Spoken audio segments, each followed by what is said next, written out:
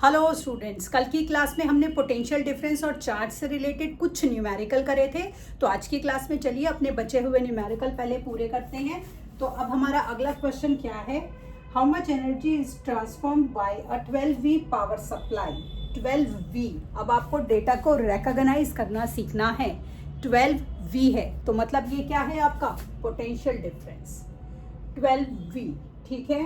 Supply to each coulomb of charge which it moves around a circuit। अब उसने बोला each column of charge। तो देखिए हमेशा जब भी हम फिजिक्स के क्वेश्चन को या मैथ्स के किसी भी क्वेश्चन को करते हैं तो सबसे पहला रूल होता है कि आपको क्वेश्चन को अच्छे से रीड करके समझना है। क्वेश्चन में ही आंसर छुपा होता है। ईच चार्ज, तो चार्ज कितना है 1, ठीक है। मुझे क्या निकालना है, how much energy is transferred, तो मतलब मुझे वर्क डन निकालना है। तो वो क्या होता है PD इंटू क्यू। तो 12 इंटू 1 कितना हो गया आपका 12 जूल, ठीक है। आसान था। अगला एक और क्वेश्चन देखते हैं। इसमें क्या दिया है, what is the potential difference between the terminals of a battery if 250 joules. यहाँ पर आपको वर्क डन गिवन है। मुझे कैसे पता लगा वर्क डन गिवन है, क्योंकि मुझे दिया हुआ है 250 जूल्स।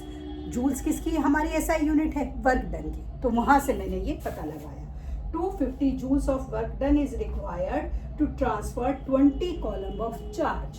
चार्ज कितना आ गया आपका 20 coulomb from one terminal to another terminal of the battery. तो अब हमें क्या निकालना है, PD देखिए यहीं से निकालेंगे। वर्क डन को Q से डिवाइड कर दीजिए, work done divided by Q। तो 250 डिवाइडेड बाय 20, तो ये कितना हो गया आपका 12.5। पोटेंशियल डिफरेंस का SI यूनिट क्या है आपका V। तो इस तरीके से हम फिजिक्स में अपने क्वेश्चंस को आसान कर लेते हैं। फिजिक्स मुश्किल नहीं है, आप स्टेप बाय स्टेप उसको समझिए बिना जल्दबाजी किए, वो बहुत प्यारी लगेगी, अच्छा सब्जेक्ट है। अब हमारा अगला टॉपिक आता है इलेक्ट्रिक करंट, ठीक है।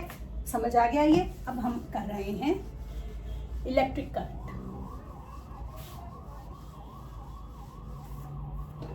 तो देखिए आपको पता है इलेक्ट्रिक करंट क्या है।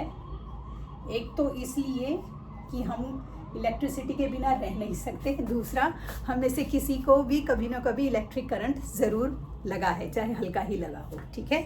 तो इलेक्ट्रिक करंट हमारा क्या होता है, electric current is a flow of electric charge, ठीक है, बिटवीन अ कंडक्टर। जैसे कि हम बोलते हैं जब हमारा इलेक्ट्रिक सर्किट कंप्लीट होता है जिसमें हमारे बैटरी के टर्मिनल्स होते हैं, पॉजिटिव नेगेटिव कंडक्टिंग वायर होती है, और मान लीजिए कोई हमने बल्ब लगा दिया जस्ट टू इंडिकेट कि हमें पता लगे कि वो ग्लो कर रहा है तो इलेक्ट्रिसिटी कंडक्ट हो रही है या नहीं। तो ये हमारा जो उसके अंदर फ्लो ऑफ चार्ज है इसे हम करंट बोलते हैं, इस फ्लो ऑफ चार्ज को।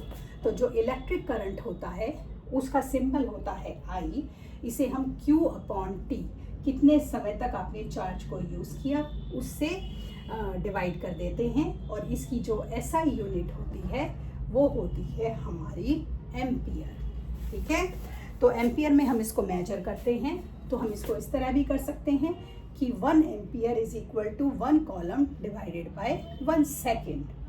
जो हमारा करंट होता है उसको मेजर करने के लिए हम एक इंस्ट्रूमेंट यूज़ करते हैं जिसे हम एम मीटर बोलते हैं।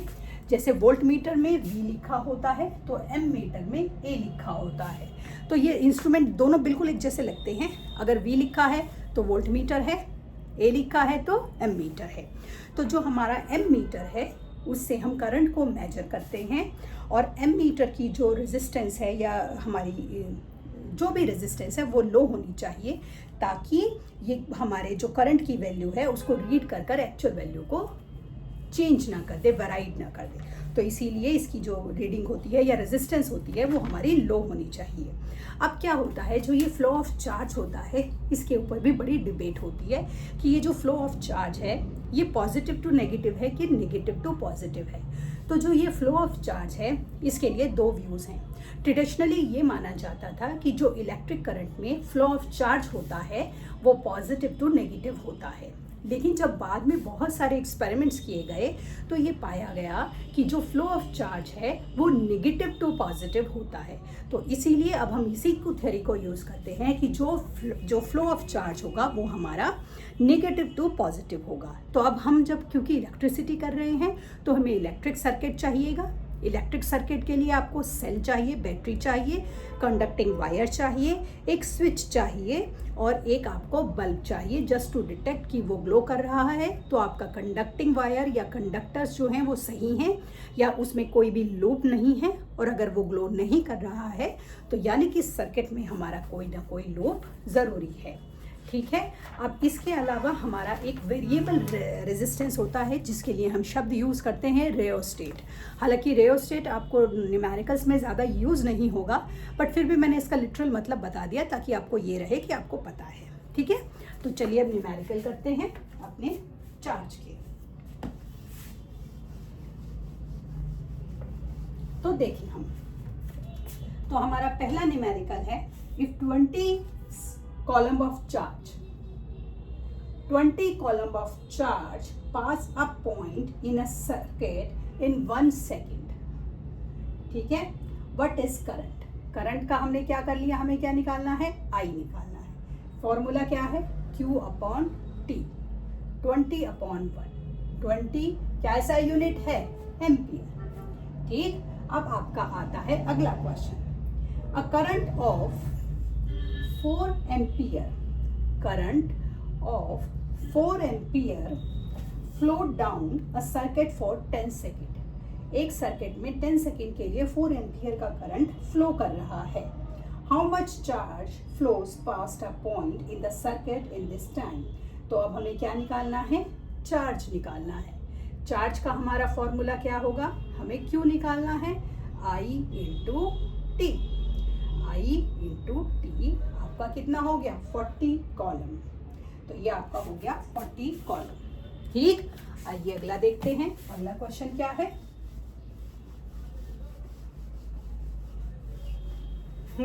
अगले क्वेश्चन में हमें दिया गया है, what is the current in a circuit if the charge passing each point is 20 column 20 column in 40 second.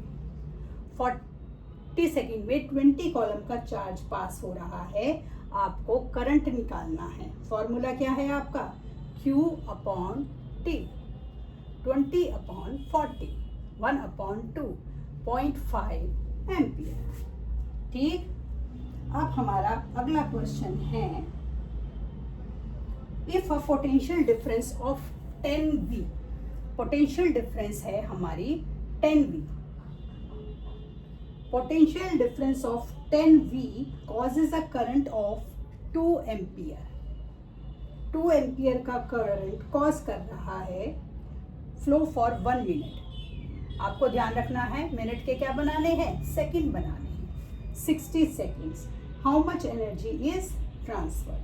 तो एनर्जी ट्रांसफर्ड कितनी होगी, energy transferred PD into I into T, 10 into 2 into 60 कितना हो गया, 1200 जूल।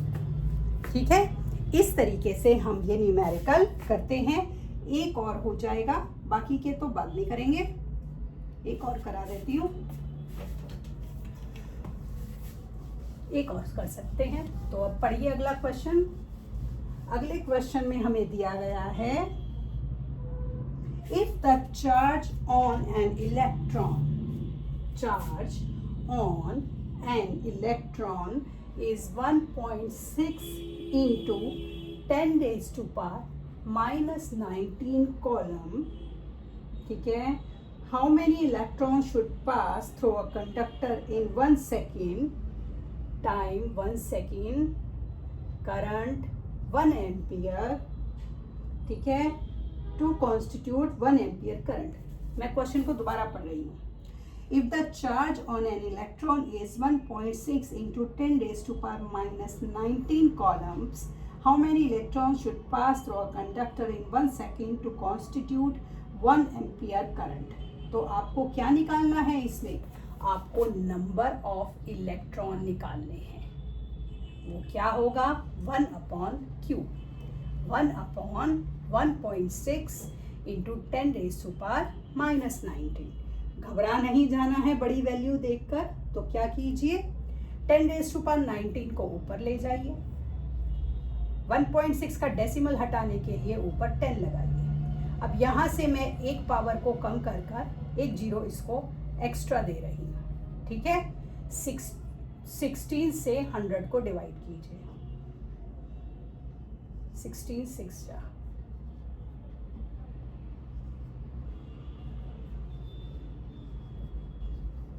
कितना आया? 6.25 इंटू 10⁻18। क्या है ये? इलेक्ट्रॉन, ठीक है। तो कई बार क्वेश्चन घुमा फिरा के भी आ जाते हैं, कोई ऐसी बात नहीं है। अगर आपके कंसेप्ट क्लियर है तो आप उसको कर सकते हैं, ठीक है। आगे का जो क्वेश्चन है वो कल की क्लास में करेंगे। तब तक के लिए शुभ रात्रि।